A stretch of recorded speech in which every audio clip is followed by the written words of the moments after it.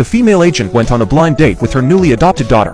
It turned out that the CEO seeking a spouse not only required his potential partner to have a child, but also demanded that his autistic son could speak. Many people who came for the blind date failed and left because of this requirement. Just when the female agent was helpless and thought her mission would fail, her adopted daughter walked straight to the bowl. The reason was that she had telepathic abilities. She read that the boy did not speak not because of autism, but because his IQ was so high that he refused to talk to people with low IQs. Instead, he was busy playing with an intelligence ring puzzle on his own. Seeing this, the girl immediately took the intelligence ring from him, and by reading the boy's mind, she quickly solved the puzzle of the intelligence ring. Only then did the boy notice the girl. He thought she was very cut and really wanted to pinch her cheek.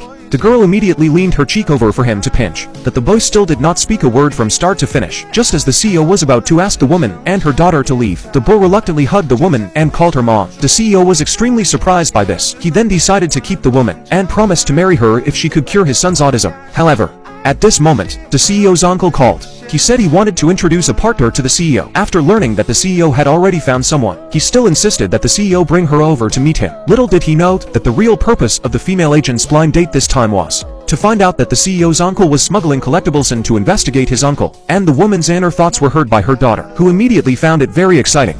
But as soon as the mother and daughter arrived at the uncle's house, they were mocked by a group of women. The women said that as a divorced woman with a child, she was not worthy of marrying the CEO. The woman had to hold back her anger for the sake of her mission. On the contrary, the CEO's son was very angry after hearing this and stood up for the woman. As a result, the CEO's aunt immediately wanted to discipline the boy. Seeing this, the woman subconsciously protected the child behind her.